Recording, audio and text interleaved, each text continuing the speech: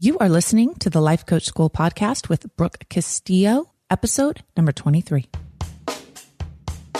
Welcome to the Life Coach School podcast, where it's all about real clients, real problems, and real coaching.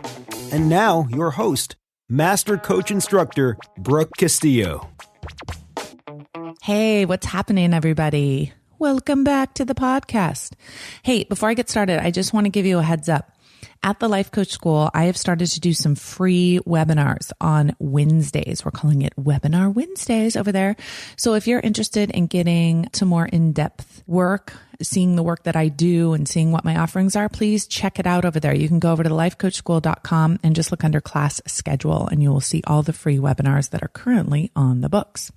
It's right on my mind right now because after this podcast, I'm about to jump onto one called How to Solve Any Problem. It's an hour-long webinar. It's absolutely free. But by the time you listen to it, it will already be over and I'll have the replay up there. So go check it out. Okay, so today we are talking about challenging relationships. And this was another request that I had from one of my listeners who is struggling in her marriage. And I often get questions about teenage kids, which I can totally relate to. I have 2 teenage boys myself, and also friendships. So I thought I would do an entire podcast on challenging relationships and talk about kind of my take on them and give you some ways to think about relationships and ways to be in relationships. And, at the very least, some food for thought. So let's start with just the term challenging. We're talking about challenging relationships. What makes something challenging?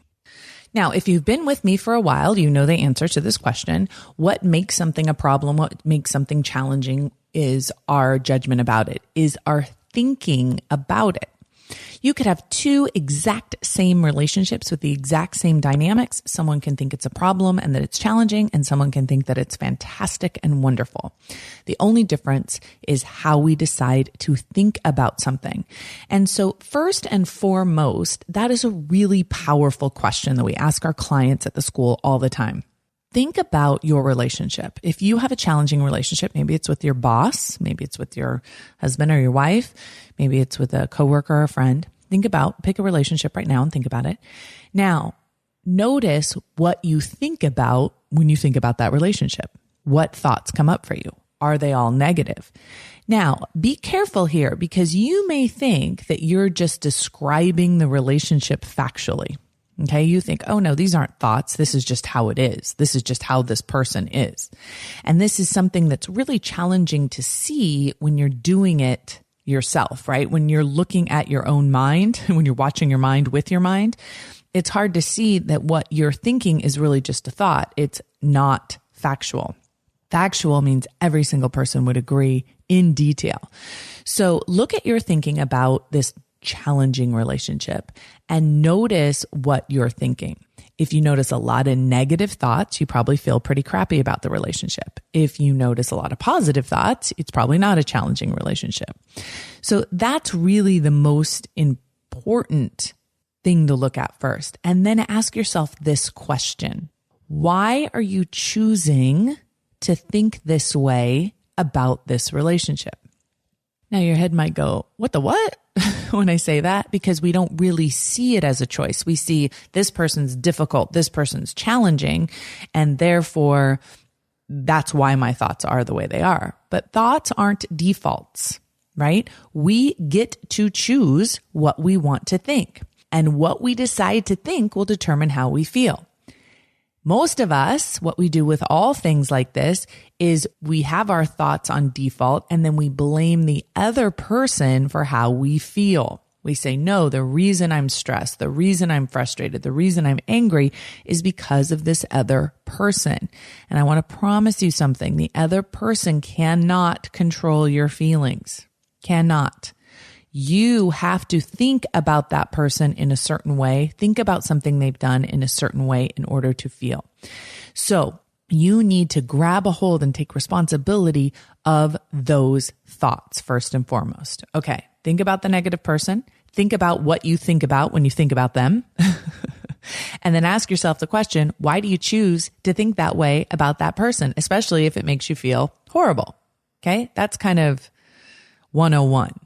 And just that practice alone can kind of open your eyes and increase your awareness to how much of a role you have in your relationships and how much your thinking affects how you feel in a relationship. Now, I'm going to kind of go over what I normally see. I've been at this for a long time, working with lots of clients on their relationships. I've done some relationship coaching where I've had couples on the phone, but I have found that you can really work on relationships by just working with one person because we have so much more control within our own mind than we realize. So here's what I see on a pretty regular basis. The first type of relationship I see is where the client I'm working with is pretending, they're burying their head in the sand, they're being indifferent, and they're neglecting. So what that means is they're just not dealing with the relationship. They're going through the motions, they're pretending they're happy, they're not really acknowledging a lot of any of the issues that are going on, just trying to like sneak around the person and nod and wave. So that's kind of the first way that I've seen people try and deal. And what happens is it completely blocks any kind of connection. Of course, it blocks any kind of intimacy. It blocks any real interaction that could enhance the lives of both of the people involved. It creates a lot of seething under the surface issues. Okay. So think about your relationship. Are you indifferent? Have you gotten to the point where you just don't even bother anymore? Right? You're just kind of, I think about with a lot of my clients, they have these kind of relationships like with their siblings, like they just go through the motions when they're with them and that's all they want to do. And that's fine. Now, I'm not saying that you should or shouldn't do this. Just acknowledge where you are in your difficult relationship, in your challenging relationship. Are you in this space where you're just in indifference and you're not making any effort for yourself? And what is that like for you? The next kind of relationship issues I see are when people feel like they have to stick up for themselves. Okay. I hear this a lot from my clients where they're like, I am finally sticking up for myself. And they're usually coming from a place of anger and frustration and blame. And I think that's misconstrued. I think sticking up for ourselves from a place of courage and compassion and love and honest communication is a very different thing. But most people, when they say they're sticking up for themselves, what they're meaning by that is that they're thrashing and lashing out. Okay. And so there's a lot of shouting, yelling, demanding, controlling, and shaming in the relationship.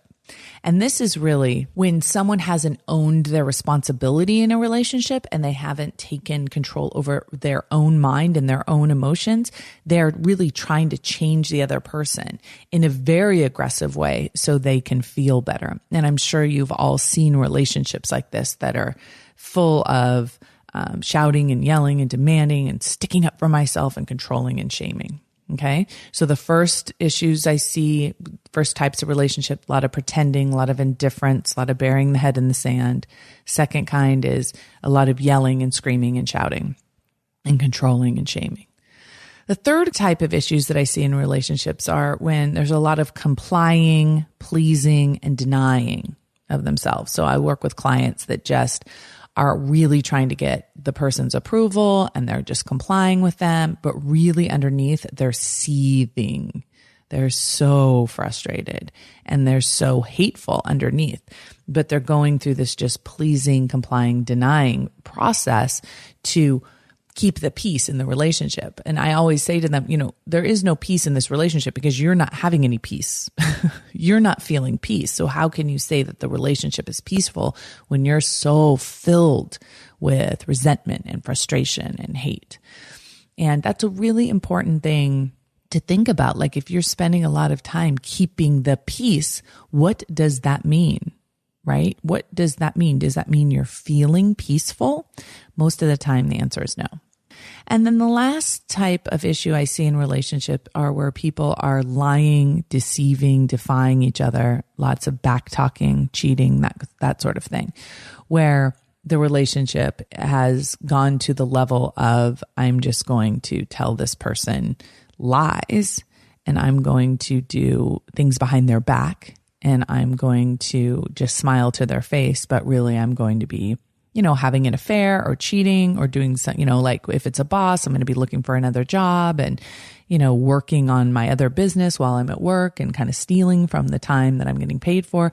Lots of stuff happens like that in relationships when they aren't being managed because the person's mind isn't being managed. Okay.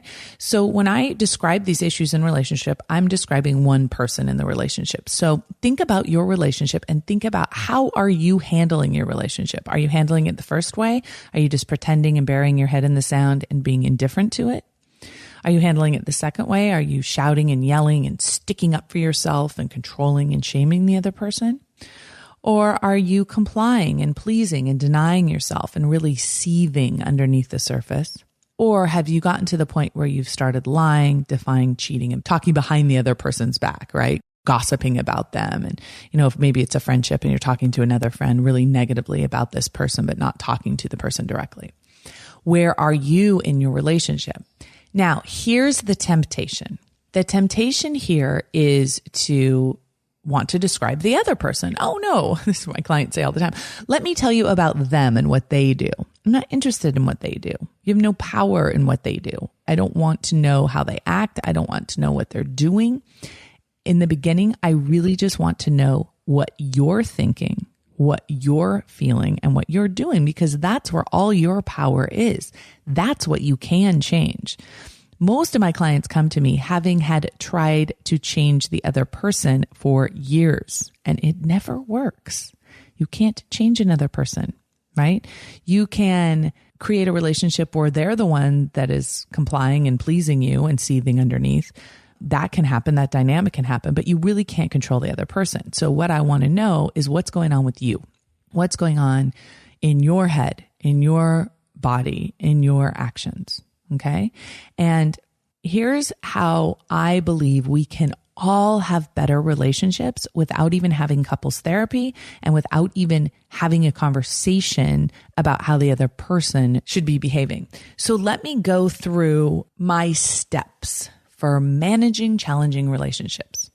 The first step, and always the first step, is to do your own work first.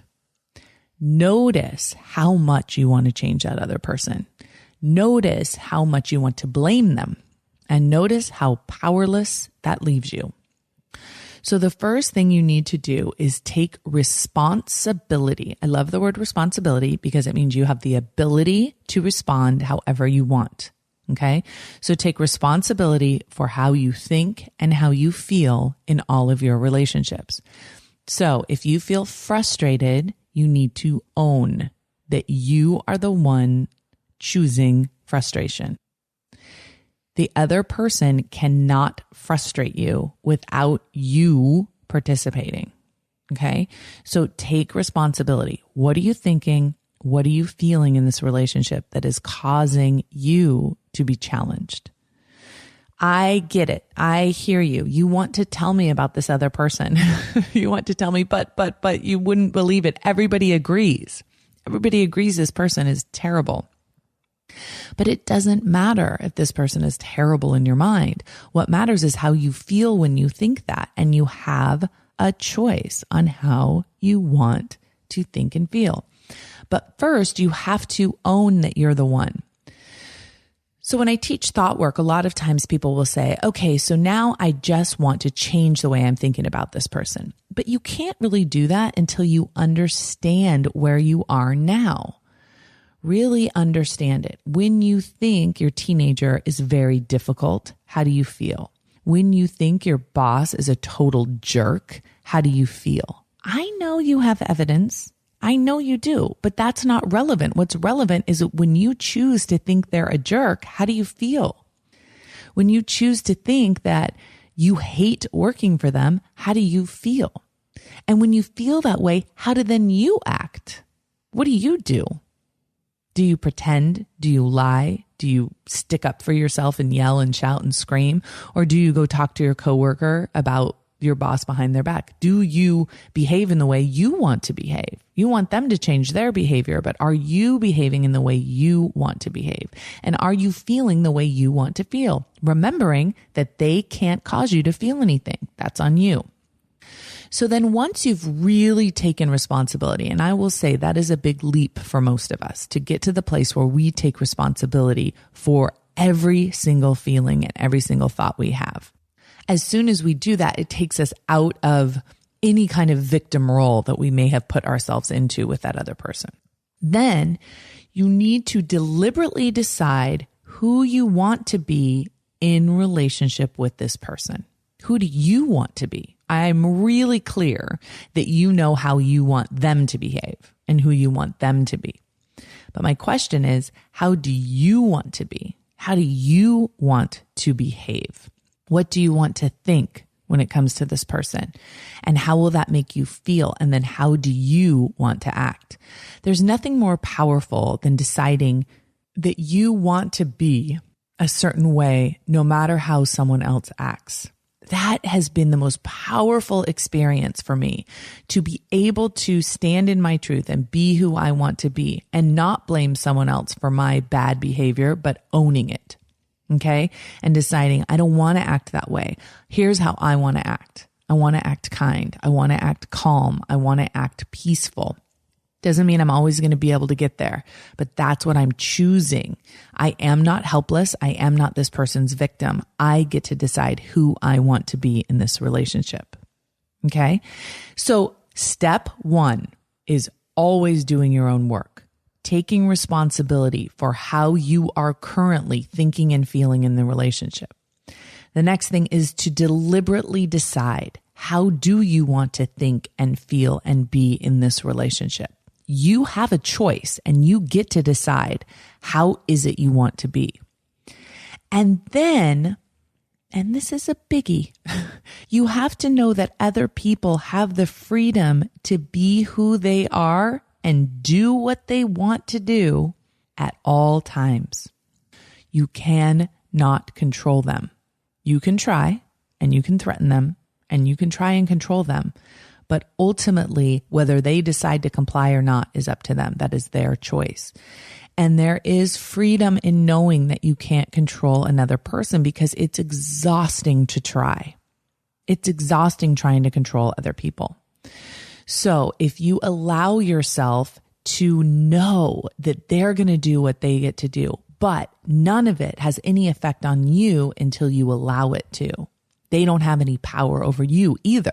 You don't have power over how they act and control, and you control them, but they can't do the same either. And I don't tell you that so you get in some defiant, cross your arms, well, you can't control me, right? Not like that at all. But it's more that, listen, you have the freedom to be exactly who you are, and I have the freedom to respond and be exactly how I am. And that actually can be a really beautiful thing when two people aren't trying to control each other all the time. Okay. So take responsibility for your feelings and your thinking and your actions, and then give them responsibility for theirs, and not in a blaming way, but in a releasing way and an allowing way. Now, remember, their behavior doesn't mean anything until we make it mean something. We get to decide what we make everything they do mean. So here's an example, to stay on the example of the boss. Okay. Let's say a boss comes into your office and tells you that he thinks you're doing a terrible job and wants you to, get your act together or you're going to get fired. Okay. This is actually not too far off of a situation that I just dealt with a client. In that moment, you can hear what he says and you can respond exactly how you want, right? To respond in what will best serve you in that moment. You don't have to react. You don't have to freak out, right? You get to decide, how would you respond in that moment if you're being the best version of yourself? And then when he leaves, you get to decide what it means.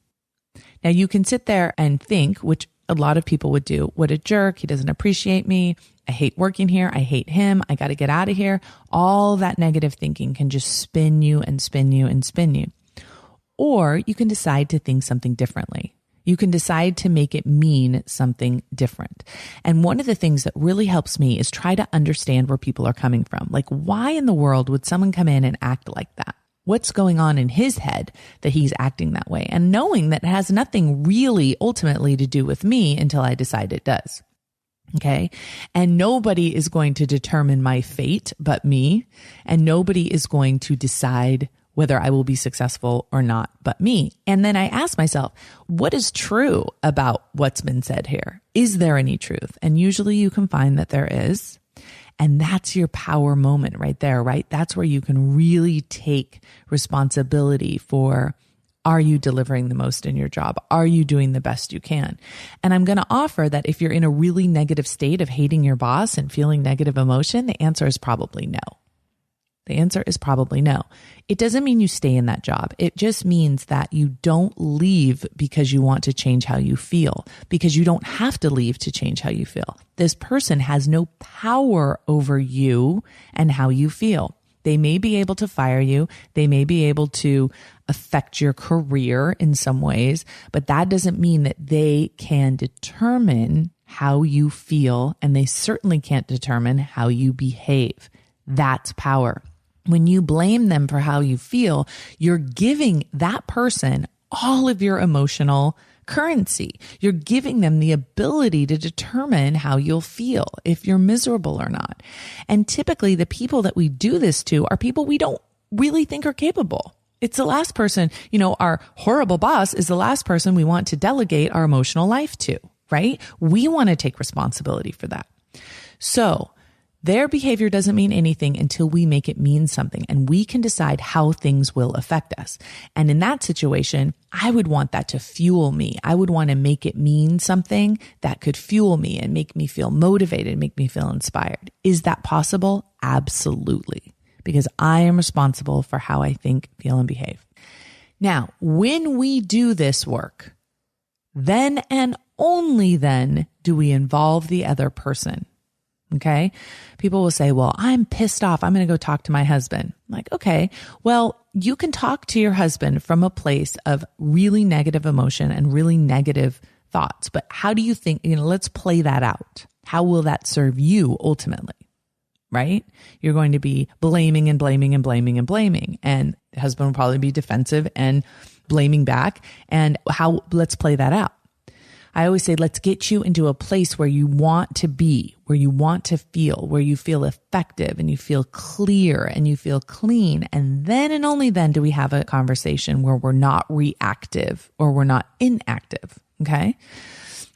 Now, if you're thinking about having a conversation with someone, which of course I recommend, but only after you've gotten yourself into a really clean space and into positive emotion for yourself, then the communication can be honest, it can be kind, right? And there can be boundaries set if necessary.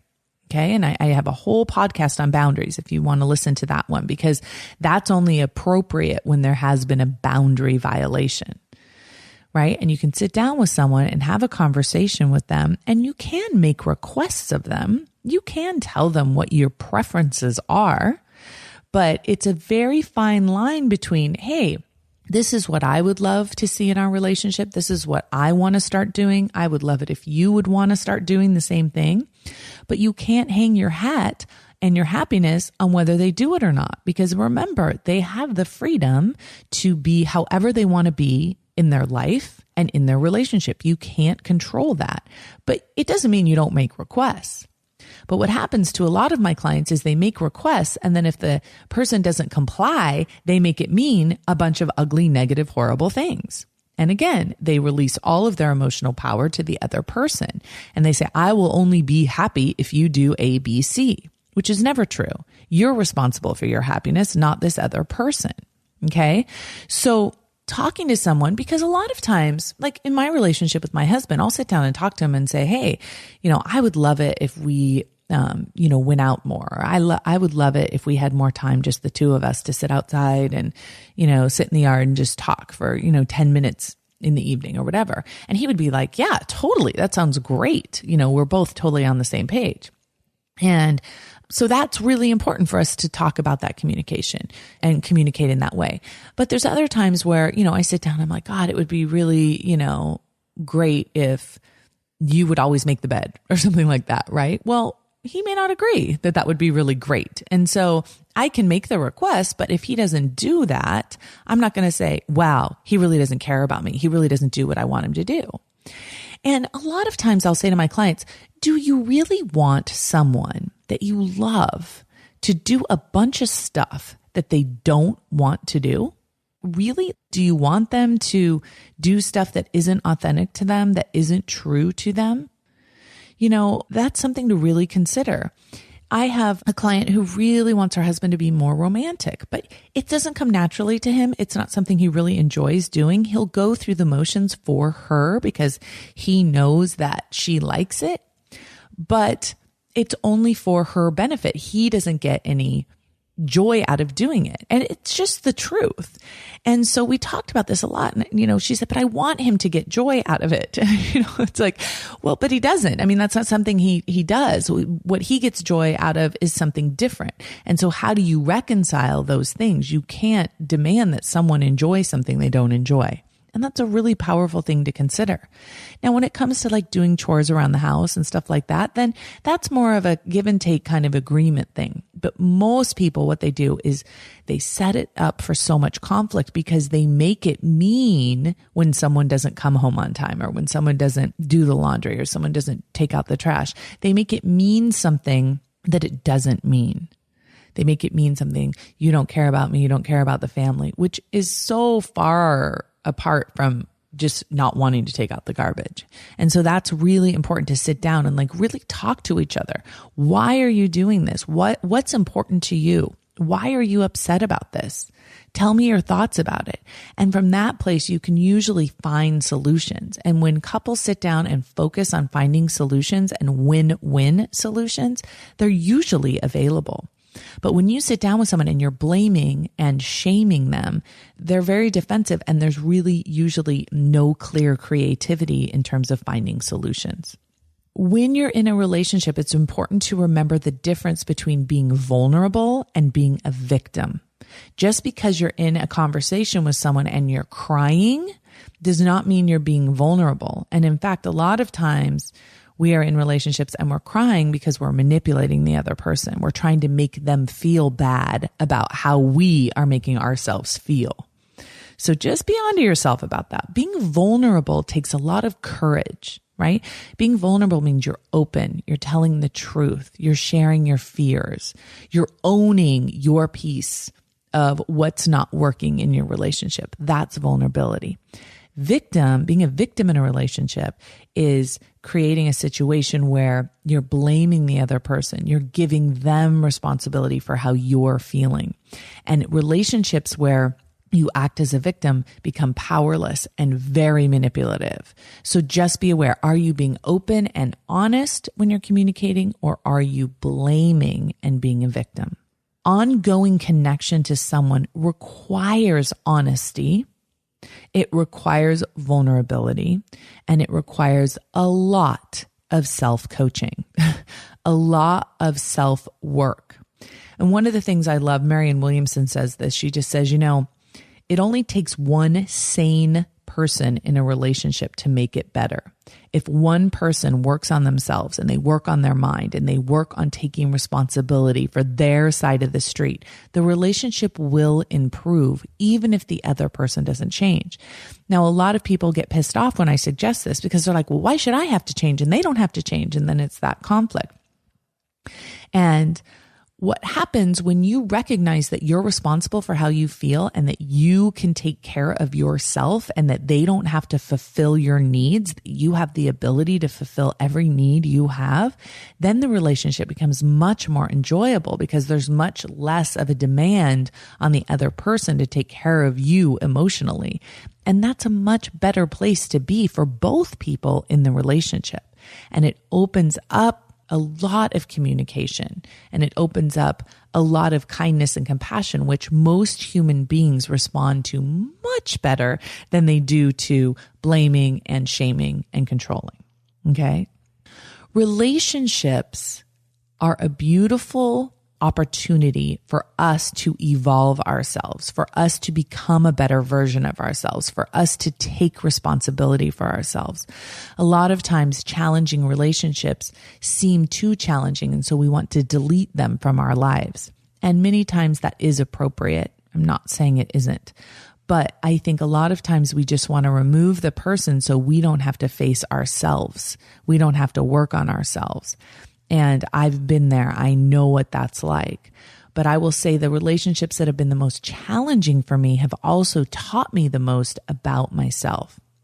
And one of the ideas that I think makes relationships and being in relationships so much easier is make room for everything. Don't just make room for the good stuff and reject any of the challenging pieces. Make room in the house for the pain. Make room in the house for the anger. Make room in the house for the judgment. Make room in your relationship with anybody for their full humanness, right? They're going to judge you sometimes. They're going to get mad at you sometimes. They're going to make mistakes. They're going to do things that are just not pretty. Sometimes make room for all of it.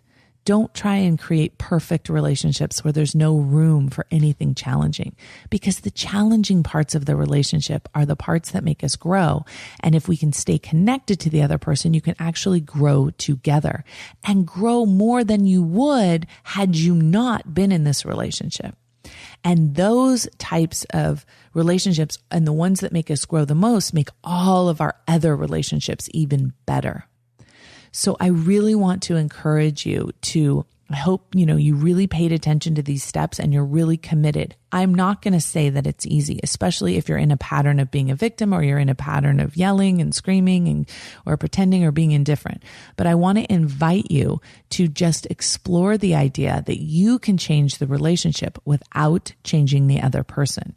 The only person you need to change and the only thing you really need to change is your own brain. I've seen it happen thousands of times for people. If you're willing to do the work on yourself, everything in your life can improve. I promise you that. So until next time, I'll talk to you all next week. Have a wonderful, beautiful week. See you soon. Bye. Thank you for listening to the Life Coach School podcast. It would be incredibly awesome if you would take a moment to write a quick review on iTunes. For any questions, comments, or coaching issues you would like to hear on the show, please visit us at www.thelifecoachschool.com.